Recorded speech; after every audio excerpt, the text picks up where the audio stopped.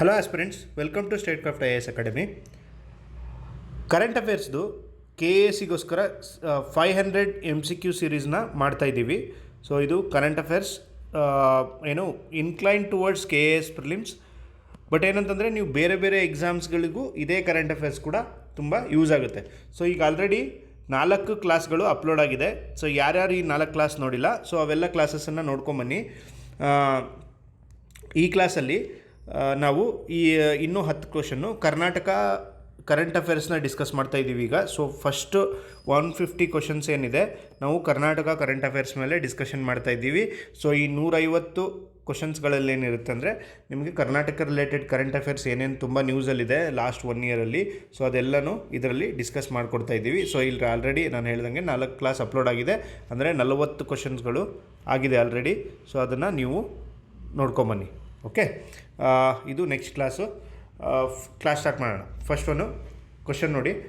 ಭಾರತದ ಮೊದಲ ಸರ್ಕಾರಿ ಚಾಲಿತ ಕೃತಕ ಬುದ್ಧಿಮತ್ತೆ AI ಅಂದರೆ AIದ ಯೂನಿವರ್ಸಿಟಿ ವಿಶ್ವವಿದ್ಯಾನಿಲಯಕ್ಕೆ ಸಂಬಂಧಿಸಿದಂತೆ ಈ ಕೆಳಗಿನ ಹೇಳಿಕೆಗಳನ್ನು ಪರಿಶೀಲಿಸಿ ಅಂತ ಹೇಳಿದ್ದಾರೆ. ಅಂದರೆ ಗೌರ್ಮೆಂಟ್ ಓನ್ಡ್ ಯೂನಿವರ್ಸಿಟಿ ಮಾಡ್ತಾಯಿದ್ದಾರೆ, ಏನು ಭಾರತದ ಮೊದಲನೇದಿದು. Okay, India's first government owned AI university ಬಗ್ಗೆ ಕೆಲವೊಂದು ಸ್ಟೇಟ್ಮೆಂಟ್ಸನ್ನು ಕೊಟ್ಟಿದ್ದಾರೆ. ಸೊ ಅದು ಏನು ಸ್ಟೇಟ್ಮೆಂಟ್ಸ್ ಅಂತ ನೋಡೋಣ. ಓಕೆ, ಗೂಗಲ್ ಕನೆಕ್ಟ್ ಇಂಡಿಯಾ ಮತ್ತು ಕರ್ನಾಟಕ ಸರ್ಕಾರವು ಈ ಉಪಕ್ರಮವನ್ನು ಘೋಷಿಸಿತು ಅಂತ ಹೇಳ್ತಿದ್ದಾರೆ. ಅಂದರೆ ಇದೊಂದು ಆರ್ಗನೈಸೇಷನ್ ಜೊತೆ ಸೇರಿ ಕರ್ನಾಟಕ ಸರ್ಕಾರ ಈ ಘೋಷಣೆಯನ್ನು ಮಾಡಿದೆ ಅಂತ ಹೇಳ್ತಿದ್ದಾರೆ.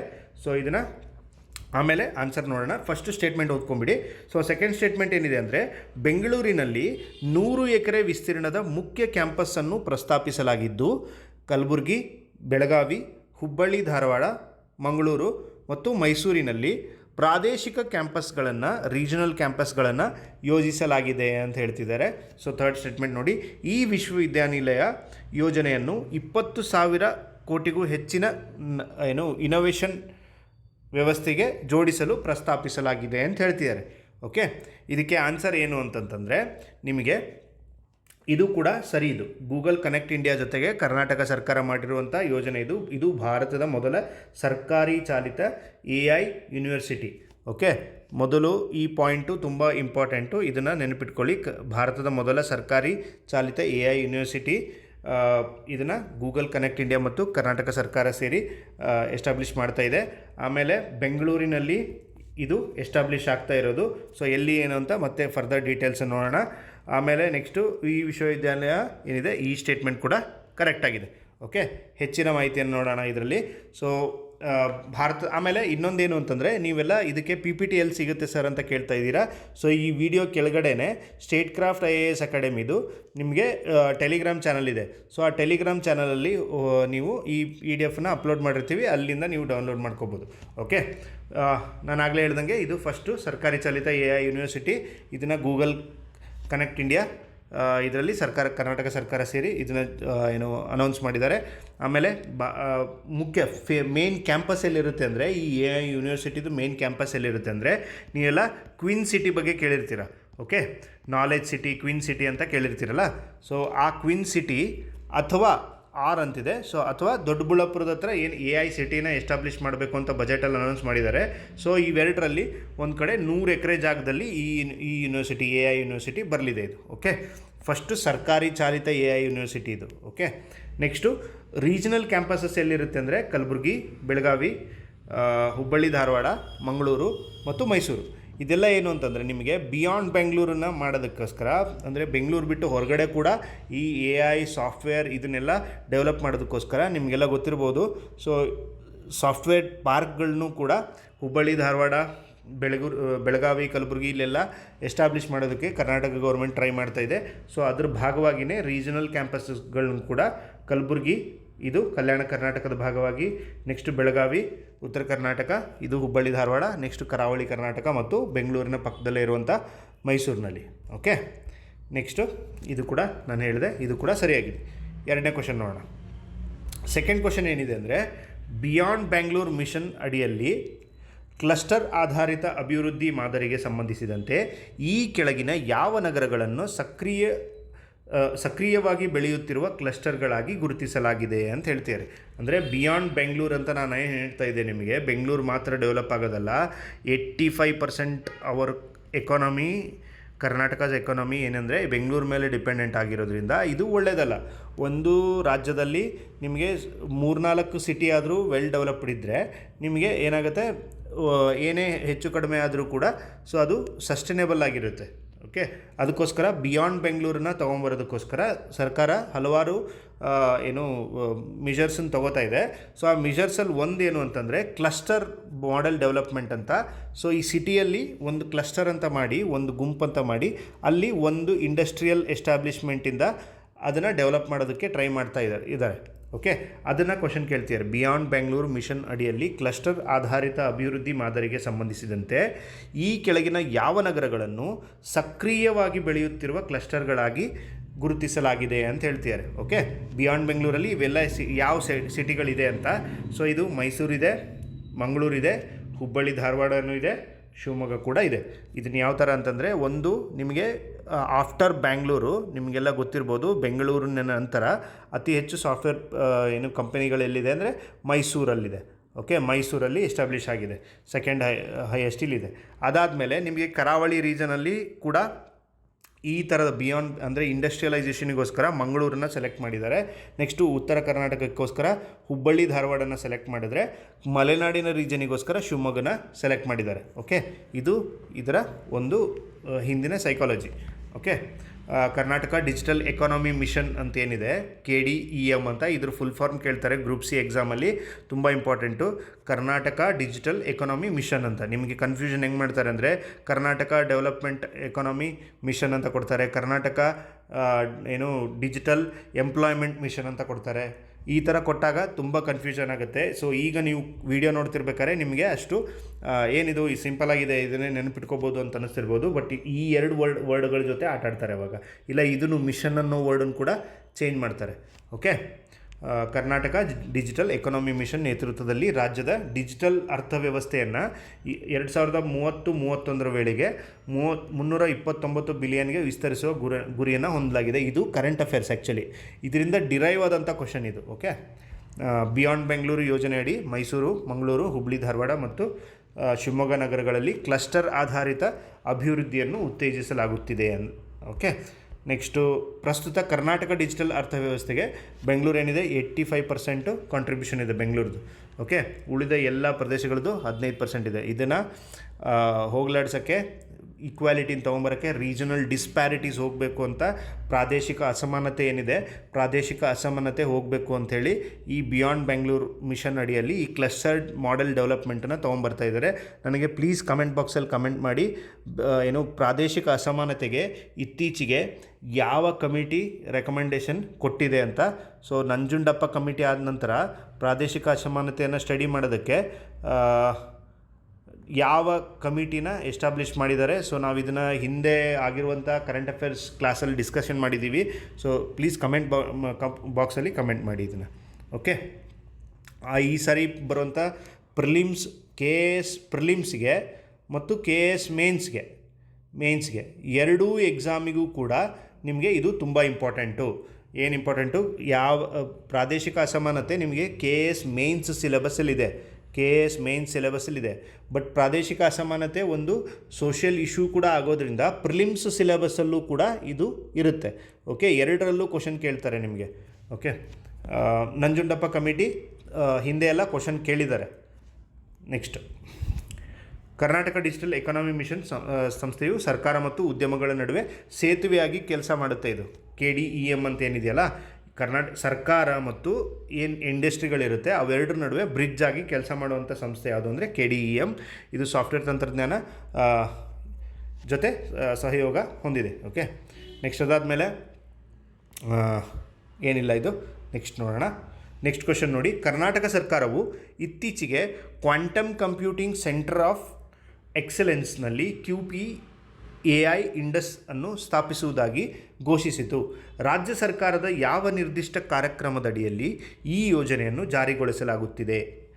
ನೋಡಿ ಈ ಕ್ವಶನ್ ನೋಡಿದಾಗ ನಿಮ್ಗೆ ಅನಿಸ್ತಿರ್ಬೋದು ಏನು ಇವರು ಬರೀ ಈ ಥರದ್ದು ಟೆಕ್ನಾಲಜಿ ಮೇಲೇ ಕ್ವಶನ್ ಕೇಳ್ತಾ ಇದ್ದಾರಲ್ಲ, ಕ್ವಶನ್ ತೊಗೊಂಬಂದಿದ್ದಾರಲ್ಲ ಅಂತ. ಸೊ ನೀವೆಲ್ಲ ಮಿಸ್ಔಟ್ ಮಾಡುವಂಥ ಪಾಯಿಂಟ್ಸಸ್ ಇವು, ಮಿಸ್ಔಟ್ ಮಾಡುವಂಥ ಪಾಯಿಂಟ್ಸ್ ಇವು. ಸೊ ಟೆಕ್ನಾಲಜಿ ಮೇಲೆ ಈ ಇತ್ತೀಚೆಗೆ ನಡೆದಂಥ ಎಲ್ಲ ಎಕ್ಸಾಮ್ಗಳಲ್ಲಿ AI, quantum computing, next cloud computing, ಆಮೇಲೆ ನಿಮಗೆ ಏನು ಬೇರೆ ಬೇರೆ ಏನು ಟೆಕ್ನಾಲಜೀಸ್ ಡೆವಲಪ್ಮೆಂಟ್ ಆಗ್ತಾಯಿದೆ. ಸೊ ಆ ಎಲ್ಲ ಟೆಕ್ನಾಲಜೀಸ್ ಮೇಲೂ ಕೂಡ GPT ಟೆಕ್ನಾಲಜೀಸ್ ಮೇಲೂ ಕೂಡ ತುಂಬ ಕ್ವಶನ್ಗಳು ಬರ್ತಾಯಿದೆ. ಸೊ ಅದಕ್ಕೋಸ್ಕರ ಕರ್ನಾಟಕ ಕೂಡ ನಿಮಗೆಲ್ಲ ಗೊತ್ತಿರ್ಬೋದು, ಈ ಥರದ ಇನಿಷಿಯೇಟಿವ್ಗಳಲ್ಲಿ ಭಾರತದಲ್ಲಿ ಮುಂಚೂಣಿಯಾಗಿರುವಂಥ ನಗರ ಯಾವುದು ನಮ್ಮದು ಅಂತಂದರೆ ಬೆಂಗಳೂರು. ಸೊ ಬೆಂಗಳೂರಲ್ಲಿ ತುಂಬ ಇನಿಷಿಯೇಟಿವ್ಸ್ಗಳು ಸ್ಟಾರ್ಟ್ ಆಗ್ತಿದೆ. ಸೊ ಅದನ್ನೆಲ್ಲ ಸೆಂಟ್ರಲ್ ಗೌರ್ಮೆಂಟ್ ಕೂಡ ಮಾಡ್ತಾಯಿದೆ, ಅದಕ್ಕೆ ಸ್ಟೇಟ್ ಗೌರ್ಮೆಂಟ್ನವರು ಸಪೋರ್ಟ್ ಮಾಡ್ತಾ ಇದ್ದಾರೆ. ಇದೆಲ್ಲ ಯೋಜನೆಗಳು ನಿಮ್ಮ ಎಕನಾಮಿಕ್ ಸರ್ವೆಯಲ್ಲಿ ಮೆನ್ಷನ್ ಆಗಿದೆ. ಓಕೆ, ನಿಮಗೆ ಇದು ಎಕನಾಮಿಕ್ ಸರ್ವೆಯಲ್ಲೂ ಯಾವ ಥರ ಮೆನ್ಷನ್ ಆಗಿದೆ ಅಂದರೆ, ಇಂಡಿಯನ್ ಎಕನಾಮಿಕ್ ಸರ್ವೆ ಏನು ಸೆಂಟ್ರಲ್ ಗೌರ್ಮೆಂಟ್ ಅವ್ರ ಬಜೆಟ್ಗಿಂತ ಮುಂಚೆ ಬಿಡ್ತಾರೆ, ಆ ಎಕನಾಮಿಕ್ ಸರ್ವೆಯಲ್ಲಿ ಕೂಡ ಈ ಸ್ಕೀಮ್ಗಳು ಮೆನ್ಷನ್ ಆಗಿದೆ. ಕರ್ನಾಟಕ ಎಕನಾಮಿಕ್ ಸರ್ವೆಯಲ್ಲಿ ಕೂಡ ಈ ಸ್ಕೀಮ್ಗಳು ಮೆನ್ಷನ್ ಆಗಿದೆ ನಿಮಗೆ. ಸೊ ಅದಕ್ಕೋಸ್ಕರ ಏನಾಗ್ಬಿಡುತ್ತೆ ಅಂದರೆ, ಯಾರೇ ಕ್ವಶನ್ ಪೇಪರ್ ಸೆಟ್ ಮಾಡಬೇಕಾದವರು ಅಫಿಷಿಯಲ್ ಸೋರ್ಸಸ್ಸನ್ನು ನೋಡ್ಬೇಕಾದ್ರೆ ಈ ಥರದ ಇನಿಷಿಯೇಟಿವ್ಸ್ ಏನಿರುತ್ತೆ, ಈ ಥರದ ಟೆಕ್ನಾಲಜಿಕಲ್ ಇನಿಷಿಯೇಟಿವ್ಸ್ ಏನಿರುತ್ತೆ, ಇದೆಲ್ಲ ಗವರ್ನೆನ್ಸ್ ಪಾರ್ಟ್ ಕೂಡ ಆಗಿಬಿಡುತ್ತೆ ನಿಮಗೆ. ಓಕೆ, ಸೊ ಈ ಥರ ಮಲ್ಟಿಪಲ್ ಏರಿಯಾದಲ್ಲಿ ಇದು ಇನ್ವಾಲ್ವ್ ಆಗೋದ್ರಿಂದ ಇದ್ರ ಮೇಲೆ ಕ್ವಶನ್ ಬರುವಂಥ ಪ್ರೊಬಬಿಲಿಟಿ ಜಾಸ್ತಿ ಇರುತ್ತೆ. ಸೊ ಅದಕ್ಕೆ ಈ ಥರದ ಕ್ವಶನ್ಸ್ಗಳನ್ನ ಫೆಮಿಲಿಯರ್, ನೀವು ಹಿಂದೆ ಕ್ಲಾಸಲ್ಲಿ ನೋಡಿರ್ಬೋದು, ಈ ಹಿಂದೆ 4 ಕ್ಲಾಸ್ ಏನು ಮಾಡಿದ್ದೀವಿ ಆ ಕ್ಲಾಸಲ್ಲಿ ನೋಡಿರ್ಬೋದು, ತುಂಬ ದೊಡ್ಡ ದೊಡ್ಡ ಕ್ವಶನ್ಗಳನ್ನ ಅಥವಾ ಡಿಫ್ರೆಂಟ್ ಟೈಪ್ ಆಫ್ ಕ್ವಶನ್ಸ್ಗಳನ್ನ ತೊಗೊಂಡಿದ್ದೀವಿ. ಸೊ ಅದರಲ್ಲಿ ನಿಮ್ಗೆ ಏನು ಅರ್ಥ ಆಯಿತು ಅಂದರೆ, ಕ್ವಶನ್ಸ್ಗಳು ಈ ಥರ ಬರುತ್ತೆ ಅನ್ನೋ ಒಂದು ಐಡಿಯಾ ಬರುತ್ತೆ. ಸೊ ಅದೇ ಥರ ನಿಮಗೆ ಈ ಥರ ಟೆಕ್ನಾಲಜಿ ಮೇಲೆ ಕೇಳಿದ್ರೆ, ಈ ಥರ ಸಿಂಪಲ್ ಕರೆಂಟ್ ಅಫೇರ್ಸ್ ಮೇಲೆ ಈ ಥರದ ಟೆಕ್ನಾಲಜಿ ವೈಸ್ ಕ್ವಶನ್ಸ್ ಬರುತ್ತೆ. ಈ ಕ್ವಶನ್ ನೋಡಿ, 1 ಲೈನರ್ ಕ್ವಶನ್ ಇದು. ಓಕೆ, ಕರ್ನಾಟಕ ಸರ್ಕಾರ ಏನು ಮಾಡಿದ್ದಾರೆ, ಕ್ವಾಂಟಮ್ ಕಂಪ್ಯೂಟರ್ ರಿಲೇಟೆಡು ಇದೊಂದು ಇನಿಷಿಯೇಟಿವ್ನ ತೊಗೊಂಡಿದ್ದಾರೆ. ಈ ಇನಿಷಿಯೇಟಿವ್ ಯಾವ ಕಾರ್ಯಕ್ರಮದಡಿ, ಯಾವ ಪ್ರೋಗ್ರಾಮ್ ಅಡಿ ಈ ಇನಿಷಿಯೇಟಿವ್ನ ಲಾಂಚ್ ಮಾಡಿದ್ದಾರೆ ಅಂತ ಕ್ವಶನ್ ಕೇಳಿದ್ದಾರೆ. ನಿಮಗೆ ಇದನ್ನು ಆನ್ಸರ್ ಮಾಡೋದು ತುಂಬ ಕಷ್ಟ ಆಗುತ್ತೆ. Local economy acceleration programme, Karnataka startup advancement scheme, beyond Bengaluru digital initiative, Rajiv Gandhi ತಂತ್ರಜ್ಞಾನ ಮೂಲಸೌಕರ್ಯ ಮಿಷನ್ ಅಂತ ಕೊಟ್ಟಿದ್ದಾರೆ. ಸೊ 4 ನಿಮಗೆ ಒಂಥರ ರಿಲೇಟಿವ್ನೇ ಅನಿಸುತ್ತೆ. ಬಟ್ ಇದಕ್ಕೆ ಆನ್ಸರ್ ಏನು ಅಂತಂದರೆ, ಲೀಪ್ ಮಿಷನ್. ಇದು under leap mission government of Karnataka has launch this. Okay, leap local economy, ಇದು ಕೂಡ ತುಂಬ ಏನು ಫುಲ್ ಫಾರ್ಮ್ ಇಂಪಾರ್ಟೆಂಟು. ನಿಮಗೆ ಫುಲ್ ಫಾರ್ಮ್ದೇ ಮ್ಯಾಚ್ ದ ಫಾಲೋಯಿಂಗಲ್ಲಿ ಕೊಡ್ಬೋದು ಇದನ್ನು. ಲೀಪ್, ನೆಕ್ಸ್ಟ್ ಮೇಲೊಂದು ಕಲ್ತ್ವಲ್ಲ ನಾವು ಇಲ್ಲಿ, KDEM ಅಂತ ಈ ಕಡೆ ಕೊಡ್ತಾರೆ. ಮ್ಯಾಚ್ ದ ಫಾಲೋಯಿಂಗಲ್ಲಿ ಇದನ್ನು ಕೊಡ್ಬೋದು ನಿಮಗೆ. ಓಕೆ, ಎಷ್ಟು ಕರೆಕ್ಟ್ ಆಗಿದೆ ಅಂತ ಇಲ್ಲೊಂದು ಏನೋ ಫುಲ್ ಫಾರ್ಮ್ ಕೊಡ್ತಾರೆ, ಇಲ್ಲೂ ಒಂದು ಫುಲ್ ಫಾರ್ಮ್, ಇದ್ರದ್ದು ಒಂದು ಫುಲ್ ಫಾರ್ಮ್ ಕೊಡ್ತಾರೆ. ಈ ಥರ 4 ಕೊಟ್ಟು how many of the above are pairs are correct ಅಂತ ಕೇಳಿಬಿಡ್ತಾರೆ. ಓಕೆ, ಆ ಥರ ಕೊಡೋದ್ರಿಂದ ನಿಮ್ಗೆ ಈ ಥರದ ಫುಲ್ ಫಾರ್ಮ್ಗಳನ್ನು ನೆನಪಿಟ್ಕೋಬೇಕು. ಲೋಕಲ್ ಎಕಾನಮಿ ಎಕ್ಸಲರೇಷನ್ ಪ್ರೋಗ್ರಾಮ್ ಅಂತ. Next Karnataka startup advancement scheme ಅಲ್ಲ. ಸೊ ಇದು ಆನ್ಸರ್, ಕರೆಕ್ಟ್ ಆನ್ಸರ್ ಇದು. ನೆಕ್ಸ್ಟ್ ಇದ್ರ ಬಗ್ಗೆ ಇನ್ಫಾರ್ಮೇಷನ್ ಏನು ಅಂತಂದರೆ, IIIT ಧಾರವಾಡ, IIIT ರಾಯಚೂರಿನಲ್ಲಿ ಸ್ಥಾಪಿಸಲಾದ 25 ಕ್ಯೂಬಿಟ್ ಕ್ವಾಂಟಮ್ ಕಂಪ್ಯೂಟಿಂಗ್ ವ್ಯವಸ್ಥೆ ಇದು ಈ ಇನಿಷಿಯೇಟಿವ್ ಏನಿದೆಯಲ್ಲ, ಸೊ ಇದು ಇನಿಷಿಯೇಟಿವ್. ನೆಕ್ಸ್ಟ್ ಎಲ್ಲ ಉಳಿದಿದ್ದೆಲ್ಲ ನಿಮಗೆ ನಾರ್ಮಲ್ ಗೆಸ್ ಮಾಡ್ಬೋದಂಥದ್ದು. ಏನು ನಾವು ಇಂಡಿಜಿನಸ್ ಆಗಿ ಅಂದರೆ ದೇಶೀಯವಾಗಿ ಕ್ವಾಂಟಮ್ ಸಾಮರ್ಥ್ಯನ ಅಭಿವೃದ್ಧಿ ಪಡಿಸ್ಕೋಬೇಕು. ಯಾಕಂದರೆ ಮುಂದೆ ಬರುವಂಥ ಟೈಮಲ್ಲಿ ಕ್ವಾಂಟಮ್ ಕಂಪ್ಯೂಟಿಂಗ್ ಏನಿದೆ ತುಂಬ ಹ್ಯೂಜ್ ರೋಲನ್ನು ಪ್ಲೇ ಮಾಡುತ್ತೆ. ಬಿಗ್ ಡೇಟಾನ ಮ್ಯಾನೇಜ್ ಮಾಡೋದಕ್ಕೆ ಮತ್ತು ಮಷಿನ್ ಲರ್ನಿಂಗನ್ನು ಟ್ರೈನಿಂಗ್ ಕೊಡೋದಕ್ಕೆ, ತುಂಬ ಕಷ್ಟವಾದಂಥ ಮ್ಯಾಥಮೆಟಿಕಲ್ ಪ್ರಾಬ್ಲಮ್ಸನ್ನು ಸೆಕೆಂಡ್ಸಲ್ಲಿ ಪ್ರಾಬ್ಲಮ್ ಸಾಲ್ವ್ ಮಾಡೋದಕ್ಕೆ ಕ್ವಾಂಟಮ್ ಕಂಪ್ಯೂಟಿಂಗ್ ಏನಂದರೆ ಗೇಮ್ ಚೇಂಜರ್ ಇದೆ. ಸೊ ಅದಕ್ಕೋಸ್ಕರ ಅದ್ರ ಮೇಲೆ research and innovation R&D research and development ಮಾಡೋದು ತುಂಬ ಅವಶ್ಯಕತೆ ಇದೆ. ಸೊ ಅದಕ್ಕೋಸ್ಕರ ಕರ್ನಾಟಕ ಗೌರ್ಮೆಂಟ್ ಕೂಡ R&D ಮೇಲೆ, ಕ್ವಾಂಟಮ್ ಕಂಪ್ಯೂಟಿಂಗ್ R&D ಮೇಲೆ ತುಂಬ ವರ್ಕ್ ಮಾಡ್ತಾಯಿದೆ. ನೆಕ್ಸ್ಟ್ ಒನ್, ಪ್ರಸ್ತಾಪಿತ ಟರ್ಟಲ್ ಟ್ರೈಲ್ಸ್ ಉಪಕ್ರಮದಲ್ಲಿ ಯಾವ ರಾಜ್ಯಗಳನ್ನು ಸೇರಿಸಲಾಗಿದೆ ಅಂತ ಕ್ವಶನ್ ಕೇಳಿದ್ದಾರೆ. ಓಕೆ, ಇದು central government initiative. Central government ಬಜೆಟಲ್ಲಿ 2026-27 ಬಜೆಟಲ್ಲಿ ಇದನ್ನು ಅನೌನ್ಸ್ ಮಾಡಿದ್ದಾರೆ, ಟರ್ಟಲ್ ಟ್ರೈಲ್ಸ್ ಅಂತ. ಈ ಇನಿಷಿಯೇಟಿವ್ ಏನು ಅಂತಂದರೆ ನಿಮಗೆ ಟರ್ಟಲ್ಸ್ ಏನಿದೆ ಅಂದರೆ ಆಮೆಗಳು ಅಂತ ಏನು ಕರಿತೀರಲ್ಲ, ಈ ಟರ್ಟಲ್ಸು ಒಂದು ಸ್ಪೆಸಿಫಿಕ್ ಟೈಮಲ್ಲಿ ಅವು ರೀಪ್ರೊಡಕ್ಷನ್ ಮಾಡುತ್ತೆ. ಆಮೇಲೆ ಅವುಗಳ ಒಂದು ವಿಶೇಷವಾದಂಥ ರೀಪ್ರೊಡಕ್ಷನ್ ಮೆಥಡ್ ಕೂಡ ಇರುತ್ತೆ. ಅದು ಯಾವುದು, ಈಗ ನೀವು ಅರಿಬಾಡ ಅಂತ ಕೇಳಿರ್ತೀರ ಅಂದ್ಕೊಳ್ಳಿ. ಅರಿಬಾಡ ಅಂತ. ಓಕೆ, ಆಲಿವ್ ರಿಡ್ಲಿ ಟರ್ಟಲ್ ಅಂತ ಇದೆ, ಆಲಿವ್ ರಿಡ್ಲಿ ಟರ್ಟಲ್ ಅಂತ ಇದೆ. ಓಕೆ, ಈ ಆಲಿವ್ ರಿಡ್ಲಿ ಟರ್ಟಲ್ಗಳು ಈ ಅರಿಬಾಡ ಅಂತ ಒಂದು ನೆಸ್ಟಿಂಗ್ ಮೆಥಡ್ ಇದೆ ಇದಕ್ಕೆ. ಅಂದರೆ ಇದು ಏನಂದರೆ ಮಾಸ್ ನೆಸ್ಟಿಂಗ್ ಮಾಡುತ್ತೆ. ಇದು ಮಾಸ್ ನೆಸ್ಟಿಂಗ್ ಅಂದರೆ ಗುಂಪಾಗಿ ಮರಿಗಳನ್ನು ಹಾಕುತ್ತೆ ಇದು. ಸೊ ಇದು ಆಲಿವ್ ರಿಡ್ಲಿ ಟರ್ಟಲ್ಸ್ಗಳು ತುಂಬ ನ್ಯೂಸಲ್ಲಿರುತ್ತೆ, ನಿಮಗೆ ಎಕ್ಸಾಮಿಗೆ ಕೂಡ ತುಂಬ ಇಂಪಾರ್ಟೆಂಟ್. ಇದ್ರದ್ದು IUCN ಸ್ಟೇಟಸ್ಸು ನೀವು ನೋಡ್ಕೊಳ್ಳಿ, IUCN ಸ್ಟೇಟಸ್ಸು ಕಮೆಂಟ್ ಬಾಕ್ಸಲ್ಲಿ ತಿಳಿಸಿ. IUCN ಸ್ಟೇಟಸ್ಸು ತುಂಬ ಇಂಪಾರ್ಟೆಂಟು. ಓಕೆ, ನಾನೇ ಹೇಳಿರ್ತೀನಿ, ವಲ್ನರೇಬಲ್ ಇದೆ ಇದು. ಸೊ ವಲ್ನರೇಬಲ್ ಸೆಕ್ಷನಲ್ಲಿ ಬರುತ್ತೆ. ಸೊ ಇದು ಅರಿಬಾಡ ಏನಿದೆ, ಇದು ಒಂದು ಟೈಪ್ ಆಫ್ ಮಾಸ್ ನೆಸ್ಟಿಂಗ್ ಇದು. ಸೊ ಆ ಥರ ಇರುವಂಥ ಟರ್ಟಲ್ಸನ್ನು ಸೇವ್ ಮಾಡದೆ ಹೋದರೆ ಆ ಪ್ರದೇಶದಲ್ಲಿ ಇದನ್ನೆಲ್ಲ ಏನು ಮಾಡ್ತಾರೆ ಅಂದರೆ ಜನರು ಸೇವನೆ ಮಾಡೋದಕ್ಕೆ ಬೇಟೆಯಾಡೋದಕ್ಕೆ ಕೂಡ ಬೇಟೆಯಾಡಿ ಸೇವನೆ ಮಾಡ್ತಾರೆ ಈ ಥರದ್ದು ಆಲಿವ್ ರಿಡ್ಲಿ ಟರ್ಟಲ್ಸ್ಗಳನ್ನೆಲ್ಲ. ಸೊ ಇದಕ್ಕೆ ಮತ್ತು ಬೇರೆ ಬೇರೆ ಔಷಧಿ ಗುಣ ಇದೆ ಅಂತ ಇದನ್ನು ಮಾಡ್ತಾರೆ, ಅದರ ಪೋಚಿಂಗ್ ಅಂತ ಏನು ಕರೀತಾರಲ್ಲ, ಸೊ ಪೋಚಿಂಗ್ ಅಂತ. ಸೊ ಈ ಥರದ್ದು ಆ್ಯಕ್ಟಿವಿಟೀಸಿಂದ, ಮಾಸ್ ನೆಸ್ಟಿಂಗಿಂದ ಇದನ್ನೆಲ್ಲ ಹಾಳು ಮಾಡ್ತಾಯಿದ್ದಾರೆ. ಸೊ ಅದಕ್ಕೋಸ್ಕರ ಅದನ್ನೆಲ್ಲ ತಡೆಯೋದಕ್ಕೆ ಟರ್ಟಲ್ ಟ್ರಯಲ್ಸ್ ಅಂತ ಒಂದು ಸ್ಕೀಮನ್ನು ತೊಗೊಂಬಂದಿದ್ದಾರೆ ಸೆಂಟ್ರಲ್ ಗೌರ್ಮೆಂಟ್ ಅವರು. ಅದರಲ್ಲಿ ಯಾವ ರಾಜ್ಯಗಳಲ್ಲಿ ಈ ಸ್ಕೀಮನ್ನು ತೊಗೊಂಬಂದಿದ್ದಾರೆ ಅಂತ ಕೇಳಿದ್ದಾರೆ. ಓಕೆ, ಕಡಲ ಆಮೆಗಳ ಗೂಡುಗಟ್ಟುವಿಕೆ ಇದನ್ನು ಪ್ರೊಟೆಕ್ಟ್ ಮಾಡೋದಕ್ಕೋಸ್ಕರ ಪರಿಸರ ಪ್ರವಾಸೋದ್ಯಮಕ್ಕಾಗಿ ಟರ್ಟಲ್ ಟ್ರಯಲ್ಸನ್ನು ಯೋಜನೆಯನ್ನು ಘೋಷಿಸಲಾಗಿದೆ. ಈ ಯೋಜನೆ ಅಡಿ ಕರ್ನಾಟಕ, ಒಡಿಶಾ ಮತ್ತು ಕೇರಳ ಮೂರು ರಾಜ್ಯಗಳಲ್ಲಿ ಇದು ಟರ್ಟಲ್ ಟ್ರಯಲ್ಸ್ದು ಇನಿಷಿಯೇಟಿವ್ನ ತೊಗೊಂಬಂದಿದ್ದಾರೆ. ಸೊ ಕರ್ನಾಟಕ, ಒಡಿಶಾ ಮತ್ತು ಕೇರಳ, ಕಾಕ್ ಅಂತ ನೆನ್ಪಿಟ್ಕೊಳ್ಳಿ, KOK. ಓಕೆ, ಇದನ್ನು ನೆನ್ಪಿಟ್ಕೊಳ್ಳಿ. ಇದ್ರ ಮೇಲೆ ಕ್ವಶನ್ ಬರುವಂಥ ಚಾನ್ಸಸ್ ಜಾಸ್ತಿ ಇದೆ. ಕರ್ನಾಟಕದ 18 ಕಡಲ ತೀರಗಳೇನಿದೆ, ಸೊ ಉತ್ತರ ಕನ್ನಡದಲ್ಲಿ 15 ಸೆಲೆಕ್ಟ್ ಮಾಡಿದ್ದಾರೆ, ಉಡುಪಿಲಿ 2, ಮಂಗಳೂರಲ್ಲಿ 1. ಸೊ ಈ ಕಡಲ ತೀರಗಳಲ್ಲಿ ಈ ಸ್ಕೀಮು ಅಪ್ಲೈ ಆಗುತ್ತೆ. ಓಕೆ, ಈ ಟೈಮಲ್ಲಿ ಏನು ಮಾಡ್ತಾರೆ ಅಂದರೆ ಡಿಸೆಂಬರ್ ಟು ಮಾರ್ಚ್ ಟೈಮ್ ಏನಿರುತ್ತೆ, ಆಮೆಗಳು ಗೂಡು ಕಟ್ಟುವ ಋತು ಇದು. ಸೊ ಈ ಟೈಮಲ್ಲಿ ನಿಮಗೆ ಆ ಬೀಚ್ಗಳಿಗೆ, ಆ ಪ್ಲೇಸ್ಗಳಿಗೆ ಸಂದರ್ಶಕರ ಪ್ರವೇಶನ ನಿಯಂತ್ರಣ ಮಾಡೋದು ಮತ್ತು ಪರಿಸರ ಸ್ನೇಹಿ ಪಥಗಳನ್ನು ನಿರ್ಮಾಣ ಮಾಡಿ ಅವುಗಳ ರೀಪ್ರೊಡಕ್ಷನ್ನಿಗೆ, ಅವುಗಳ ನೆಸ್ಟಿಂಗಿಗೆ ಅದನ್ನು ಹೆಲ್ಪ್ ಆಗೋ ಥರ ಮಾಡ್ತಾರೆ. ಓಕೆ, ನೆಕ್ಸ್ಟ್ ಕ್ವಶನ್ ನೋಡಿ. ಕರ್ನಾಟಕ ಸರ್ಕಾರವು ನಿರಂತರ ಎಂಬ ನೂತನ AI ಆಧಾರಿತ ಮೊಬೈಲ್ ಅಪ್ಲಿಕೇಶನನ್ನು ಪರಿಚಯಿಸಿದೆ. ಈ ಕಾರ್ಯಕ್ರಮದ ಪ್ರಾಥಮಿಕ ಉದ್ದೇಶವೇನು ಅಂತ ಕೇಳಿದ್ದಾರೆ. ಓಕೆ, ನಿರಂತರ ಅಂತ ಒಂದು ಆ್ಯಪನ್ನು ತಂದಿದ್ದಾರೆ, ನಿರಂತರ ಅಂತ. ಸೊ ಇದ್ರ ಕೆಲಸ ಏನು ಅಂತ ಕೇಳ್ತಿದ್ದಾರೆ. ತುಂಬ ಇಂಪಾರ್ಟೆಂಟ್, ಇದು ಮೋಸ್ಟ್ ಇಂಪಾರ್ಟೆಂಟು. ಸೊ ಈ ಕ್ವಶನ್ ಬರೋಂಥ ಪ್ರೊಬೆಬಿಲಿಟಿ ಹೈ ಇದೆ. ಓಕೆ, ಮಾರ್ಕ್ ಮಾಡ್ಕೊಳ್ಳಿ ಇದನ್ನು. ಕರ್ನಾಟಕ ಸರ್ಕಾರವು ನಿರಂತರ ಎಂಬ ನೂತನ AI ಆಧಾರಿತ ಮೊಬೈಲ್ ಅಪ್ಲಿಕೇಶನ್ನ ತಂದಿದೆ. ಇದು ಏನು ಕೆಲಸ ಮಾಡುತ್ತೆ ಅಂತಂದರೆ, ಸಿಂಪಲ್, ನಾನು ಆನ್ಸರ್ ಹೇಳ್ಬಿಡ್ತೀನಿ ನಿಮಗೆ. ಮುಖ ಗುರುತಿಸುವಿಕೆ ತಂತ್ರಜ್ಞಾನವನ್ನು ಬಳಸಿ ಸರ್ಕಾರಿ ಮತ್ತು ಅನುದಾನಿತ ಶಾಲೆಗಳ ವಿದ್ಯಾರ್ಥಿಗಳ 100% ಡಿಜಿಟಲ್ ಹಾಜರಾತಿಯನ್ನು ಟ್ರ್ಯಾಕ್ ಮಾಡುವುದು ಅಂತ ಕೊಟ್ಟಿದ್ದಾರಲ್ಲ, ಇದೇ ಆನ್ಸರ್ ಇದಕ್ಕೆ. ಓಕೆ, ಈ ನಿರಂತರ ಆ್ಯಪನ್ನು ಬಳಸಿ ಫೇಶಿಯಲ್ ರಿಕಗ್ನಿಷನ್ ಟೆಕ್ನಾಲಜಿ ಅಂತ ಕರೀತಾರೆ. ಫೋಟೋ ಹಿಡಿದ್ರೆ ನಿಮಗೆ ಅಂದರೆ ವಿತ್ ಫೇಸೇ ನೀವು ಬಂದಾಗ, ಅಂದರೆ ಇನ್ ಪರ್ಸನ್ ಬರಬೇಕು. ಯಾರೋ ಒಬ್ಬ ಹುಡುಗ ಬಂದು ಅಟೆಂಡೆನ್ಸ್ ಏನು ಮಾಡ್ತಾರೆ, ರಿಜಿಸ್ಟ್ರಲ್ಲಿ ಮೇಂಟೈನ್ ಮಾಡ್ತಿರ್ತಾರೆ. ಸೊ ಟೀಚರ್ಗಳು ಅವನಿಗೆ ಪ್ರೆಸೆಂಟ್ ಇದ್ದಾನೆ ಅಂತ ಹಾಕ್ಬಿಟ್ರೆ ಸೊ ಅವ್ನು ಪ್ರೆಸೆಂಟ್ ಅಂತಲೇ ಕನ್ಸಿಡರ್ ಆಗಿಬಿಡುತ್ತೆ. ಬಟ್ ಆ ಥರ ಆಗಲ್ಲ. ಸೊ ಬರ್ತಾ ಟೆಕ್ನಾಲಜಿನ ಯೂಸ್ ಮಾಡಿ ಸ್ಕೂಲಲ್ಲಿ ಸ್ಟೂಡೆಂಟ್ಸದ್ದು ಅಟೆಂಡೆನ್ಸ್ ಕಂಪಲ್ಸರಿ ಮಾಡೋದಕ್ಕೋಸ್ಕರ ಗೌರ್ಮೆಂಟ್ ಏನು ಮಾಡ್ತಾಯಿದೆ, ಗೌರ್ಮೆಂಟ್ ಆಫ್ ಕರ್ನಾಟಕ ಈ ಟೆಕ್ನಾಲಜಿನ ತಂದಿದೆ. ಸೊ ಈ ನಿರಂತರ ಅನ್ನೋ ಆ್ಯಪಲ್ಲಿ ಫೇಶಿಯಲ್ ರೆಕಗ್ನಿಷನ್ ಇರೋದ್ರಿಂದ ಆ ಹುಡುಗ ಫಿಸಿಕಲಿ ಅಲ್ಲಿ ಪ್ರೆಸೆಂಟಾಗಿ ಅಟೆಂಡೆನ್ಸ್ ಕೊಟ್ಟು ಅಲ್ಲಿ ಇರಲೇಬೇಕು. ಸೊ ಒಂದು ದಿನದಲ್ಲಿ ಅವನು 2 ಸಾರಿ ಅಟೆಂಡೆನ್ಸ್ ಕೊಡಬೇಕಾಗುತ್ತೆ, ಬೆಳಗ್ಗೆ ಬಂದಾಗ, ಸಂಜೆ ಹೋಗಬೇಕಾದ್ರೆ. ಸೊ ಇವೆರಡೂ ಇರೋದ್ರಿಂದ ಅವನು ಸ್ಕೂಲಲ್ಲಿ ಕಂಪ್ಲೀಟ್ ಸ್ಕೂಲ್ ಮುಗಿಯೋವರೆಗೂ ಇರಲೇಬೇಕಲ್ಲಿ. ಅವನಿಲ್ಲ ಅಂತಂದರೆ ಅವನ್ನ ಆಬ್ಸೆಂಟ್ ಅಂತ ಕನ್ಸಿಡರ್ ಮಾಡ್ತಾರೆ. ಈ ಡೇಟಾ ಸೆಂಟ್ರಲೈಸ್ಡ್ ಇರುತ್ತೆ.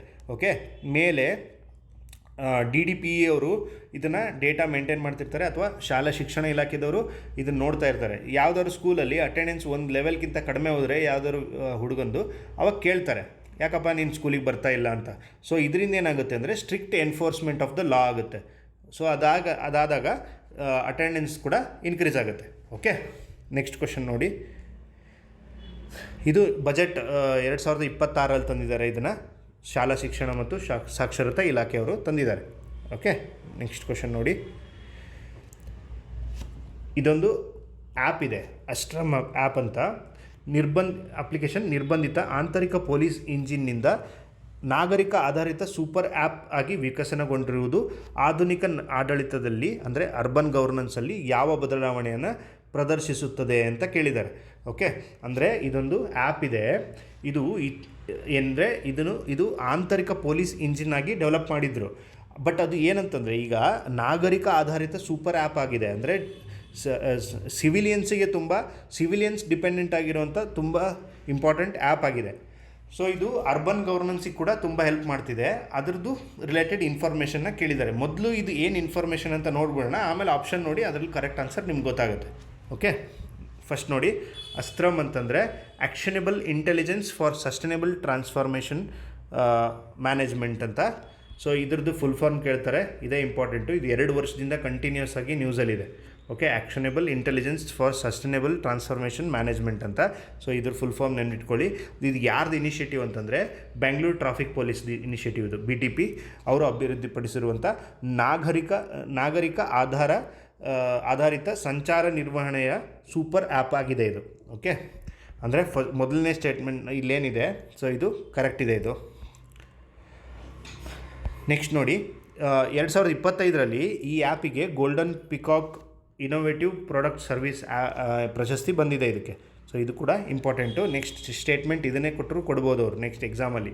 ಸೊ ಇದು 5 ಕಿಲೋಮೀಟರ್ ವ್ಯಾಪ್ತಿಯಲ್ಲಿ ರಿಯಲ್ ಟೈಮ್ ನೈಜ ಸಮಯದ ಸಂಚಾರ ನವೀಕರಣಗಳು, ರಿಯಲ್ ಟೈಮ್ ಟ್ರಾಫಿಕ್ ಅಪ್ಡೇಟ್ಸ್ ಏನಿದೆ ಸೊ ಅದನ್ನು ಕೊಡುತ್ತೆ. ಓಕೆ, ಅದರಿಂದ ಸಿಟಿಜನ್ ಫ್ರೆಂಡ್ಲಿ ಆಗುತ್ತೆ, ಟ್ರಾಫಿಕ್ ಮ್ಯಾನೇಜ್ಮೆಂಟು ತುಂಬ ಈಸಿ ಆಗುತ್ತೆ. ಅದಾದಮೇಲೆ ಅನಾಮಿಕತೆಯನ್ನು ಅಂದರೆ ನಾಗರಿಕರು ಏನಿರ್ತಾರೆ, ನಾಗರಿಕರು ಏನು ಮಾಡ್ಬೋದು, ಎಲ್ರಿಗೂ ಒಂದು ಪವರ್ ಕೊಟ್ಟಿದ್ದಾರೆ. ಈ ಆ್ಯಪನ್ನು ಡೌನ್ಲೋಡ್ ಮಾಡಿಕೊಡ್ರಪ್ಪ, ಈ ಡೌನ್ಲೋಡ್ ಮಾಡಿಕೊಂಡು ನೀವು ಯಾರು ಹೆಲ್ಮೆಟ್ ಇಲ್ಲದೆ ಹೋಗ್ತಾ ಇದ್ದಾರೆ, ಇಲ್ಲ ರ್ಯಾಶಾಗಿ ಡ್ರೈವಿಂಗ್ ಮಾಡ್ತಾ ಇದ್ದಾರೆ, ಇಲ್ಲ ಏನೋ ಒಂದು ಯಾರೋ ಒಬ್ಬರಿಂದ ಸಂಚಾರ ಅಡಚಣೆ ಆಗ್ತಾಯಿದೆ, ಆ ಥರ ಏನಾರು ಯಾರು ನಿಯಮ ಉಲ್ಲಂಘನೆ ಮಾಡಿ ರ್ಯಾಶ್ ಡ್ರೈವಿಂಗ್ ಮಾಡೋದು ಅಥವಾ ಸಿಗ್ನಲ್ ಜಂಪ್ ಮಾಡೋದು ಈ ಥರ ಏನಾದ್ರು ಮಾಡ್ತಾಯಿದ್ರೆ ಫೋಟೋಗಳನ್ನ ಹೊಡೆದು ಸೊ ಆ ಆ್ಯಪಲ್ಲಿ ಹಾಕಿದಾಗ ಯಾರು ಫೋಟೋ ಹೊಡೆದು ಹಾಕಿದ್ದಾರೆ ಅಂತ ಅವ್ರ ಹೆಸರು ಡಿಸ್ಕ್ಲೋಸ್ ಆಗಲ್ಲ. ಬಟ್ ಏನಂದರೆ ಅದು ಫೋಟೋ ಎನ್ಕ್ವೈರಿ ಆಗಿ ಅಕಸ್ಮಾತ್ ಕರೆಕ್ಟ್ ಇದ್ದರೆ ಆ ನಿಯಮ ಉಲ್ಲಂಘನೆ ಮಾಡಿದವರಿಗೆ ಫೈನು ಬೀಳುತ್ತೆ. ಸೊ ಆ ಫೈನ್ ಹಾಕೋದು ಬರೀ ಇಷ್ಟು ದಿನ ಟ್ರಾಫಿಕ್ ಪೊಲೀಸರಿಗೆ ಮಾತ್ರ ಪವರ್ ಇತ್ತಲ್ಲ, ಈಗ ಟ್ರಾಫಿಕ್ ಪೊಲೀಸರಿಂದ ತೆಗೆದು ಎಲ್ಲ ಜನರು ಕೂಡ ಫೈನ್ ಹಾಕೋ ಥರ ಒಂದು ಆ್ಯಪನ್ನು ಡೆವಲಪ್ ಮಾಡಿಬಿಟ್ಟಿದ್ದಾರೆ. ಸೊ ಇದರಿಂದ ಏನಾಗುತ್ತೆ, ಒಂದು ಸಿವಿಲೈಸ್ಡ್ ಸಿಟಿಯಾಗಿ ಇವಾಲ್ವ್ ಆಗೋಕ್ಕೆ ಒಂದು ಬೆಂಗಳೂರು ಸಿಟಿ ಡೆವಲಪ್ ಆಗುತ್ತೆ. ಓಕೆ, ಅದಕ್ಕೋಸ್ಕರ ಇದನ್ನು ತಂದಿದ್ದಾರೆ. ಪಬ್ಲಿಕ್ ಐನಂತಹ ಸೇವೆಗಳನ್ನು ಸಂಯೋಜಿಸಿದ್ದು ಈ ಆ್ಯಪ್ ಮೂಲಕವೇ ನೇರವಾಗಿ ಸಂಚಾರ ದಂಡಗಳನ್ನು ವೀಕ್ಷಿಸಲು ಮತ್ತು ಪಾವತಿಸಲು ಅನುಕೂಲ ಮಾಡಿಕೊಡುತ್ತದೆ. ಅಂದರೆ ಏನೇನು ಫೈನ್ ಬಿದ್ದಿರುತ್ತೆ ಯಾರಿಗಾರು, ಸೊ ಆ ಫೈನನ್ನು ಕೂಡ ಇವರೇ ಆನ್ಲೈನಲ್ಲೇ ನೋಡ್ಬಿಡ್ಬೋದು, ಆನ್ಲೈನಲ್ಲೇ ಪೇ ಮಾಡಿಬಿಡ್ಬೋದು. ಸೊ ಆ ಥರದ ಸಿಸ್ಟಮ್ ಕೂಡ ಈ ಆ್ಯಪು ತಂದಿದೆ. ಇದರಿಂದ ಏನಾಗುತ್ತೆ, ಅರ್ಬನ್ ಗವರ್ನೆನ್ಸು ಒಂದು ಡೇಟಾ ಬೇಸ್ಡ್ ಟ್ರಾನ್ಸ್ಪೋರ್ಟೇಷನ್ ಸಿಸ್ಟಮಾಗೂ ಕನ್ವರ್ಟ್ ಆಗುತ್ತೆ, ಟ್ರಾನ್ಸ್ಪರೆನ್ಸಿ ಇನ್ಕ್ರೀಸ್ ಆಗುತ್ತೆ, ಕರಪ್ಷನ್ ಕಡಿಮೆ ಆಗುತ್ತೆ. ಸರ್ ನಾನು ಹೆಲ್ಮೆಟ್ ಇಲ್ಲದೆ ಹೋಗ್ತಾ ಇದ್ದೀನಿ, 200 ರೂಪಾಯಿ ತೊಗೊಂಬಿಡಿ, ನಾನು ಬಿಟ್ಬಿಡಿ ಅಂತ ಇದೆಯಲ್ಲ, ಸೊ ಅದೆಲ್ಲ ಕಂಟ್ರೋಲ್ ಆಗಿಬಿಡುತ್ತೆ. ಓಕೆ, ಆಮೇಲೆ ಇದು ಪೊಲೀಸರ ಮೇಲೂ ಕಂಪ್ಲೇಂಟ್ ಕೊಡ್ಬೋದಾದಂಥ ಆ್ಯಪ್ ಇದೆ ಇದರಲ್ಲಿ. ಓಕೆ, ಸಿಸ್ಟಮ್ ಇದೆ ಇದರಲ್ಲಿ. ಓಕೆ, ಸಿಟಿಜನ್ಸ್ ಪಾರ್ಟಿಸಿಪೇಷನ್ ಕೂಡ ಇನ್ಕ್ರೀಸ್ ಆಗುತ್ತೆ ಗವರ್ನೆನ್ಸಲ್ಲಿ. ಓಕೆ, ಇದೆಲ್ಲ ಈ ಆ್ಯಪಿನ ವಿಶೇಷತೆ. ಈಗ ಇದನ್ನು ನೋಡಿ ಏನಿದೆ ಆನ್ಸರು, ನೀವೇ ಇದನ್ನು ಆನ್ಸರ್ ಮಾಡಿ, ಇದರಲ್ಲಿ ನಿಮಗೆ ಆನ್ಸರ್ ಗೊತ್ತಾಗುತ್ತೆ. ಓಕೆ, ಸಂಪೂರ್ಣ ಕಾನೂನು ಜಾರಿ ಅಧಿಕಾರವನ್ನು ಖಾಸಗಿ ಒಕ್ಕೂಟಗಳಿಗೆ ಹಸ್ತಾಂತರಿಸಲಾಗುವುದು ಅಲ್ಲ. ಟಾಪ್ ಡೌನ್ ಮುಚ್ಚಿದ ಪೊಲೀಸಿಂಗ್ ವ್ಯವಸ್ಥೆಯಿಂದ ನಗರಗಳ ನಿರ್ವಹಣೆಗಾಗಿ ನಾಗರಿಕ ದತ್ತಾಂಶವನ್ನು ಬಳಸಿಕೊಳ್ಳುವ ಭಾಗವಹಿಸುವಿಕೆ ಮತ್ತು ಸಾರ್ವಜನಿಕ ಸಹಭಾಗಿತ್ವದ ಚೌಕಟ್ಟಿಗೆ ಬದಲಾಗುವುದು. ಇದು correct answer. Okay, next question ನೋಡಿ, ಕರ್ನಾಟಕದಲ್ಲಿ ಕ್ಷಯರೋಗ ನಿಯಂತ್ರಣದ ಸ್ಥಿತಿಗೆ ಸಂಬಂಧಿಸಿದಂತೆ ಈ ಕೆಳಗಿನ ಹೇಳಿಕೆಗಳನ್ನು ಪರಿಶೀಲಿಸಿ ಅಂತ ಹೇಳಿದ್ದಾರೆ. ಸೊ TB ರಿಲೇಟೆಡು ಕ್ವಶನ್ ಬಂದಿದೆ ಇದು. ಸೊ ಹೆಲ್ತ್ ಆ್ಯಂಡ್ ಇದರ ರಿಲೇಟೆಡು ಯಾವಾಗಲೂ ಒಂದು ಡಿಸೀಸಸ್ ರಿಲೇಟೆಡ್ ಒಂದು ಕ್ವಶನ್ ಇರುತ್ತೆ, ಹೆಲ್ತ್ ಅಥವಾ ಡಿಸೀಸ್ ಮೇಲೆ ಕ್ವಶನ್ ಇದ್ದೇ ಇರುತ್ತೆ. ಕರ್ನಾಟಕದಲ್ಲಿ ಕ್ಷಯರೋಗದ ಪ್ರಮಾಣವು 2025ರ ವೇಳೆಗೆ 5% ಕಡಿಮೆಯಾಗಿದೆ, 5% ಕಡಿಮೆಯಾಗಿದೆ ಅಂತ ಹೇಳ್ತಿದ್ದಾರೆ. So let's see. TB ಮುಕ್ತ ಪಂಚಾಯತ್ ಉಪಕ್ರಮದ ಅಡಿಯಲ್ಲಿ ಕರ್ನಾಟಕದ 50ಕ್ಕಿಂತ ಹೆಚ್ಚು ಗ್ರಾಮ ಪಂಚಾಯಿತಿಗಳು TB ಮುಕ್ತ ಪ್ರಮಾಣ ಪತ್ರವನ್ನು ಪಡೆದುಕೊಂಡಿವೆ. ನೆಕ್ಸ್ಟ್ ಸ್ಟೇಟ್ಮೆಂಟ್ ನೋಡಿ, ಪ್ರತಿ ಲಕ್ಷ ಜನಸಂಖ್ಯೆಗೆ 150ಕ್ಕಿಂತ ಹೆಚ್ಚು TB ಪ್ರಕರಣಗಳನ್ನು ಹೊಂದಿರುವ ಹೆಚ್ಚಿನ ರೋಗ ಹೊರೆಯ ಜಿಲ್ಲೆಗಳು ಪ್ರಮುಖವಾಗಿ ಕಲ್ಯಾಣ ಕರ್ನಾಟಕ ಪ್ರದೇಶದಲ್ಲಿವೆ ಅಂತ ಹೇಳ್ತಿದ್ದಾರೆ. ಓಕೆ, ಅಂದರೆ ಅತಿ ಹೆಚ್ಚು ಟಿ ಬಿ ಜನಸಂಖ್ಯೆ ಕರ್ನಾಟಕದ ಏನು ಜಿಲ್ಲೆಗಳಿದೆ ಅದರಲ್ಲಿದೆ ಅಂತ ಹೇಳ್ತಿದ್ದಾರೆ. ಸೊ ಇದರಲ್ಲಿ ನಮಗೆ 3 ಸ್ಟೇಟ್ಮೆಂಟು ಕರೆಕ್ಟ್ ಇದೆ. ಸೊ 3 ಸ್ಟೇಟ್ಮೆಂಟ್ ಕರೆಕ್ಟ್ ಇದೆ. ಇದರಲ್ಲಿ ಏನು ಇನ್ಫಾರ್ಮೇಷನ್ ಅಂತಂದರೆ ನಿಮಗೆ ಟಿ ಬಿ ಗೊತ್ತಿರ್ಬೋದು.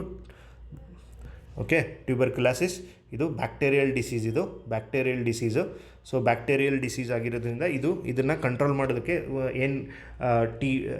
ಟಿ ಬಿ ಮುಕ್ತ ಕರ್ನಾಟಕ 2030 ಟಾರ್ಗೆಟ್ ಇದೆ. ಇದನ್ನೇ ಡೈರೆಕ್ಟಾಗಿ ಕ್ವಶನ್ ಕೇಳ್ತಾರೆ. 2030 ವೇಳೆಗೆ ಇದನ್ನು 35 ಅಂತ ಕೊಡ್ತಾರೆ, ಇಲ್ಲ 28 ಅಂತ ಕೊಡ್ತಾರೆ.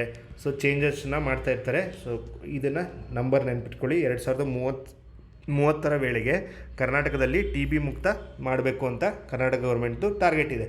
ನೆಕ್ಸ್ಟು ಇದರದ್ದು ಶೇಕಡ 5% ಕಡಿಮೆ ಆಗಿದೆ. ನೆಕ್ಸ್ಟ್ ಅದಾದಮೇಲೆ ಇದೆಲ್ಲ ಏನು ಡೇಟಾ ನಿಮಗೆ ಅಷ್ಟು ಇಂಪಾರ್ಟೆಂಟ್ ಅಲ್ಲ, ಬಟ್ ಇದು ಇಂಪಾರ್ಟೆಂಟು.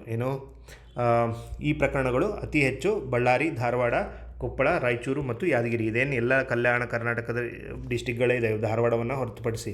ಸೊ ಇದೆಲ್ಲ ಕಲ್ಯಾಣ ಕರ್ನಾಟಕದ ಡಿಸ್ಟಿಕ್ ಆಗಿರೋದ್ರಿಂದ ಅದು ಕೂಡ 3ನೇ ಸ್ಟೇಟ್ಮೆಂಟ್ ಕೂಡ ಕರೆಕ್ಟ್. ನೆಕ್ಸ್ಟ್ ಕ್ವಶನ್ ನೋಡಿ. ದಿಬ್ಬೂರು ಗ್ರಾಮದಲ್ಲಿ ಇತ್ತೀಚೆಗೆ ಪತ್ತೆಯಾದ 1750ರ ಕಾಲದ ಶಿಲಾಶಾಸನಕ್ಕೆ ಸಂಬಂಧಿಸಿದಂತೆ ಈ ಕೆಳಗಿನ ಹೇಳಿಕೆಗಳನ್ನು ಪರಿಶೀಲಿಸಿ ಅಂತ ಹೇಳ್ತಿದ್ದಾರೆ. ಸೊ ದಿಬ್ಬೂರು ಇದು ಬೆಂಗಳೂರು ರೀಜನ್ನಲ್ಲಿ ಇತ್ತೀಚೆಗೆ ಒಂದು ಶಾಸನ ಸಿಕ್ಕಿದೆ. ಸೊ ಈ ಶಾಸನ ಏನು ಸಿಕ್ಕಿದೆಯಲ್ಲ, ಸೊ ಈ ಶಾಸನದ ಮೂಲಕ ಕೆಲವೊಂದು ಇನ್ಫಾರ್ಮೇಷನ್ನ ತೊಗೊಂಡಿದ್ದಾರೆ. ಸೊ ಆ ಶಾಸನದ ಬಗ್ಗೆ ಇನ್ಫಾರ್ಮೇಷನ್ ಏನು ಅಂತಂದರೆ ಇನ್ಫಾರ್ಮೇಷನ್ ಹೇಳ್ಬಿಡ್ತೀನಿ, ಆಮೇಲೆ ಈ ಕ್ವಶನ್ನ ಸಾಲ್ವ್ ಮಾಡೋಣ. ಓಕೆ, ಈ ಶಾಸನ ಇತ್ತೀಚೆಗೆ ಆಂಜನೇಯ ಸ್ವಾಮಿ ದೇವಾಲಯದ ಹತ್ರ ಸಿಕ್ಕಿದೆ. ಸೊ ಇದು ಯಾರ ಕಾಲಕ್ಕೆ ಸಂಬಂಧಪಟ್ಟಿದ್ದು ಅಂದರೆ ಇಮ್ಮಡಿ ಕೃಷ್ಣರಾಜ ಒಡೆಯರ್ ಕಾಲಕ್ಕೆ ಸಂಬಂಧಪಟ್ಟಿದ್ದು. 1734ರಿಂದ 1766 ಟೈಮಿಗೆ ಸಂಬಂಧಪಟ್ಟಿದ್ದು. ಸೊ ಈ ಟೈಮಲ್ಲಿ ಅಂದರೆ ಹೈದರಾಲಿಗಿಂತ ಮುಂಚೆ, ಮೊದಲನೇ ಆಂಗ್ಲೋ ಮೈಸೂರು ವಾರ್ಕ್ಕಿಂತ ಮುಂಚೆ ಶ್ರೀರಂಗಪಟ್ಟಣದಿಂದ ಶ್ರೀರಂಗನಾಥ ಸ್ವಾಮಿ ದೇವಾಲಯಕ್ಕೆ ದಿಬ್ಬೂರು ಗ್ರಾಮವನ್ನು ದೇವದಾನವಾಗಿ ನೀಡಿದಂಥ ದಾಖಲೆಯನ್ನು ಇದು ನೀಡುತ್ತೆ. ಅದಾದಮೇಲೆ ಇದರಲ್ಲಿ ಕೆಲವೊಂದು ಟರ್ಮ್ಸ್ಗಳಿದೆ, ಇದು ತುಂಬ ಇಂಪಾರ್ಟೆಂಟು. ಮಾನ್ಯಂ ಅಂದರೆ ಕೆಲವೊಂದು ದೇವಸ್ಥಾನಕ್ಕೆ ನೀಡಿದಂಥ ಭೂಮಿಗಳೇನಿರುತ್ತೆ ಅದು ತೆರಿಗೆ ರಹಿತವಾಗಿರುತ್ತೆ. ಸೊ ಆ ತೆರಿಗೆ ರಹಿತವಾದಂಥ ಭೂಮಿಗಳಿಗೆ ಏನು ಕರೀತಾರೆ ಅಂತಂದರೆ ಮಾನ್ಯಂ. ಈ ಸಿಸ್ಟಮಿಗೆ ಮಾನ್ಯಂ ಅಂತ ಕರೀತಾರೆ. ಅದಾದಮೇಲೆ ಶಿಸ್ತು ಅನ್ನೋ ಒಂದು ತೆರಿಗೆ ಸಿಸ್ಟಮ್ ಇತ್ತು ಅಂತ ನಿಮಗೆಲ್ಲ ಗೊತ್ತಿರುತ್ತೆ. ಸೊ ಶಿಸ್ತು ಭೂ ತೆರಿಗೆ ಸಿಸ್ಟಮ್ ಇದು. ಅದಾದಮೇಲೆ ಮೇಲ್ವಾರಂ ಅಂತಂತಂದರೆ ಭೂಮಾಲೀಕರು ಮತ್ತು ಕೃಷಿಕರು ಕುಡಿವಾರಂ ಅಂದರೆ ಈ ಥರದ ಸಿಸ್ಟಮ್ ಅಂದರೆ ಕೃಷಿನ ಮಾಡ್ತಾಯಿದ್ರು. ಇದೇನಂತಂದರೆ ಶೇರಿಂಗ್, ಪಾಲುದಾರಿಕೆ ಕೃಷಿ ಅಥವಾ ನಿಗದಿತ ಬಾಡಿಗೆ ಕೊಡಬೇಕಿತ್ತು ಅವರು. ಸೊ ಆ ಬಾಡಿಗೆ ಏನು ಬಂದಿರುತ್ತೆ ಆ ಬಾಡಿಗೆನ ಇದಕ್ಕೆ ದೇವಸ್ಥಾನದ ಡೆವಲಪ್ಮೆಂಟಿಗೆ ಇದನ್ನು ಕೊಡ್ತಾಯಿದ್ರು. ಈ ದಿಬ್ಬೂರು ಗ್ರಾಮದಿಂದ ಬಂದಿರುವಂಥ ಏನು ಇನ್ಕಮ್ ಇರುತ್ತೆ, ಈ ಕೃಷಿಯಿಂದ ಬಂದಂಥ ಇದು ರೆಂಟ್ ಏನಿರುತ್ತೆ ಅದನ್ನೆಲ್ಲ ಈ ದೇವಸ್ಥಾನಕ್ಕೆ ಕೊಡ್ತಾಯಿದ್ರು ಅಂತ ಈ ಶಾಸನದಲ್ಲಿದೆ. ಓಕೆ, ನೆಕ್ಸ್ಟ್ ಕ್ವಶನ್ ನೋಡಿ. ಕಲಬುರಗಿಯ ಸಂಕನೂರಿನಲ್ಲಿ ಪ್ರಸ್ತಾಪಿಸಲಾದ ಪಂಪ್ಡ್ ಸ್ಟೋರೇಜ್ ಯೋಜನೆಗೆ ಸಂಬಂಧಿಸಿದಂತೆ ಈ ಕೆಳಗಿನ ಹೇಳಿಕೆಗಳನ್ನು ಪರಿಶೀಲಿಸಿ ಅಂತ ಹೇಳ್ತಿದ್ದಾರೆ. ಸೊ ಪಂಪ್ಡ್ ಸ್ಟೋರೇಜ್ ಸಿಸ್ಟಮು ನಾವು ಫಸ್ಟ್ ಕ್ಲಾಸಲ್ಲೂ ಕೂಡ ಪಂಪ್ಡ್ ಸ್ಟೋರೇಜ್ ಸಿಸ್ಟಮ್ ಬಗ್ಗೆ ಡಿಸ್ಕಷನ್ ಮಾಡಿದ್ವಿ. ಸೊ ಪಂಪ್ಡ್ ಸ್ಟೋರೇಜ್ ಸಿಸ್ಟಮು ಇಲ್ಲಿ ನೋಡಿ 300 ಮೆಗಾವ್ಯಾಟ್ ಸ್ಥಾಪಿತ ಸಾಮರ್ಥ್ಯವನ್ನು ಹೊಂದಿರುವ ಕರ್ನಾಟಕದ 4ನೇ ಪಂಪ್ಡ್ ಸ್ಟೋರೇಜ್ ಸಿಸ್ಟಮ್ ಇದಾಗಿದೆ, ಯೋಜನೆ ಇದಾಗಿದೆ ಅಂತ ಹೇಳ್ತಿದ್ದಾರೆ. ಸೊ ಇದು ಸರಿಯಾಗಿದೆ, ಇದು ಕರೆಕ್ಟಾಗಿದೆ. ಸೊ ನೆಕ್ಸ್ಟ್ ನೋಡಿ. ಈ ಯೋಜನೆಯು ತನ್ನ ಆರಂಭಿಕ ಒಂದು ಬಾರಿಯ 0.243 TMC ನೀರಿನ ಅಗತ್ಯವನ್ನು ಪೂರೈಸಲು ಕೃಷ್ಣಾ ನದಿಯ ನೀರನ್ನು ಬಳಸಿಕೊಳ್ಳುತ್ತದೆ ಅಂತ ಹೇಳ್ತಿದ್ದಾರೆ. ಸೊ ನೀವು ಕೃಷ್ಣಾ ನದಿ ನೀರು ಅಲ್ಲ, ಇದು ಭೀಮಾ ನದಿ ಆಗಬೇಕಿತ್ತು. ಓಕೆ, ಭೀಮಾ ನದಿ. ನೆಕ್ಸ್ಟು ಜಲಾಶಯಗಳನ್ನು ಒಮ್ಮೆ ಭರ್ತಿ ಮಾಡಿದ ನಂತರ PSP ವ್ಯವಸ್ಥೆಯಲ್ಲಿನ ಕಾರ್ಯಾಚರಣೆಯ ನೀರನ್ನು ನಿರಂತರವಾಗಿ ಮರುಬಳಕೆ ಮಾಡಲಾಗುತ್ತದೆ. ಇದು ಕರೆಕ್ಟ್. ಇದು ಓಕೆ, ಅಂದರೆ 1 and 3 ಈಸ್ ಕರೆಕ್ಟ್. ಇದು ಈ ಪಂಪ್ಡ್ ಸ್ಟೋರೇಜ್ ಸಿಸ್ಟಮ್ ಏನಿದೆ ಇದು ಸುಂಕನೂರು ಗ್ರಾಮ ಇಲ್ಲಿದೆ ಇದು. ಸೊ ಇದೆಲ್ಲಿದೆ ಅಂದರೆ ಕಲಬುರಗಿ ಜಿಲ್ಲೆಯಲ್ಲಿದೆ, ಚಿತ್ತಾಪುರ ತಾಲೂಕು. ಇದನ್ನು ಯಾರು ಡೆವಲಪ್ ಮಾಡ್ತಾ ಇದ್ದಾರೆ ಅಂದರೆ ಸೆರುಲಿಯನ್ ಎನರ್ಜಿ ಸೊಲ್ಯೂಷನ್ಸ್ ಪ್ರೈವೇಟ್ ಲಿಮಿಟೆಡ್ ಅಂತ ಕಂಪ್ನಿ ಇದೆ. ಸೊ ಅವ್ರು ಡೆವಲಪ್ ಮಾಡ್ತಾ ಇದ್ದಾರೆ. ಇದರ ನೀರಿನ ಮೂಲ ಯಾವುದು ಅಂತಂದರೆ ಭೀಮಾ ನದಿ. ಓಕೆ, ನೆಕ್ಸ್ಟ್ ಕ್ವಶನ್ ನೋಡಿ, ಲಾಸ್ಟ್ ಕ್ವಶನ್ನು. ಕರ್ನಾಟಕದ ಯಾವ ಜಿಲ್ಲೆಯಲ್ಲಿ ಸತತ 3 ವರ್ಷಗಳ ಕಾಲ 2023, 24 ಮತ್ತು 25ರಲ್ಲಿ ಅತಿ ಹೆಚ್ಚು ಬಾಲ್ಯ ವಿವಾಹದ ದೂರು ದಾಖಲಾಗಿವೆ ಅಂತ ಕೇಳ್ತಿದ್ದಾರೆ. ಸೊ ಸೋಷಲ್ ಇಶ್ಯೂಸ್ ಮೇಲೆ ಕ್ವಶನ್ಸ್ ಇರುತ್ತೆ, ಸೋಷಲ್ ಇಶ್ಯೂಸ್ ಮೇಲೆ. ಸೊ ಅದರ ರಿಲೇಟೆಡು ಬಾಲ್ಯ ವಿವಾಹ ಅತಿ ಹೆಚ್ಚು ಎಲ್ಲಿ ದಾಖಲಾಗಿವೆ ಅಂತ ಕೇಳಿದ್ದಾರೆ. ಓಕೆ, ಅತಿ ಹೆಚ್ಚು ಬೆಳಗಾವಿ ಜಿಲ್ಲೆಯಲ್ಲಿ ಅತಿ ಹೆಚ್ಚು ಬಾಲ್ಯ ವಿವಾಹ ಕೇಸ್ಗಳು ದಾಖಲಾಗಿವೆ. ನೆನಪಿಟ್ಕೊಳ್ಳಿ, ಕೇಳ್ತಾರೆ, ಒಂದೊಂದು ಸ್ಟೇಟ್ಮೆಂಟ್ ಆದರೂ ಕೊಡ್ತಾರೆ ಅಥವಾ ಸಪ್ರೇಟಾಗಿ ಇದನ್ನೇ ಕ್ವಶನ್ ಅಂತ ಕೂಡ ಕೊಡ್ತಾರೆ. ಓಕೆ, ದೂರುಗಳನ್ನು ದಾಖಲಿಸಲು ಮಕ್ಕಳ ಸಹಾಯವಾಣಿ ಯಾವುದು ಅಂದರೆ 1098, ತುರ್ತು ಸಹಾಯವಾಣಿ 112 ಕೂಡ ಫೋನ್ ಮಾಡಿ ಕಂಪ್ಲೇಂಟ್ ಮಾಡ್ಬೋದು ಅಂತ ಬೇಸಿಕ್ ಇನ್ಫಾರ್ಮೇಷನ್ ಇದು. ಸೊ ಇಲ್ಲಿಗೆ ಈ 10 ಕ್ವಶನ್ಗಳು ಮುಗಿಯುತ್ತೆ. ಸೊ ನೆಕ್ಸ್ಟ್ ಕ್ವಶನಿಂದ ನೆಕ್ಸ್ಟ್ ವಿಡಿಯೋದಿಂದ ಏನು ಮಾಡೋಣ ಅಂದರೆ ಎಲ್ಲದಕ್ಕೂ ಪೇಪರ್ ಕಟ್ಟಿಂಗ್ನು ಕೂಡ ಆ್ಯಡ್ ಮಾಡ್ತೀನಿ. ಅಂದರೆ ಯಾವ ಕರೆಂಟ್ ಅಫೇರ್ಸ್ ನ್ಯೂಸಲ್ಲಿ ಏನಿತ್ತು, ಸೊ ಅದರಿಂದ ನಾವು ತೊಗೊಂಡಿರೋಂಥ ಕ್ವಶನ್ಗಳೇನು, ಅದರಲ್ಲಿ ಮತ್ತೆ ಏನು ಕ್ವಶನ್ ಬರ್ಬೋದು ಅನ್ನೋದು ಕೂಡ ನಿಮ್ಗೊಂದು ಐಡಿಯಾ ಬರುತ್ತೆ.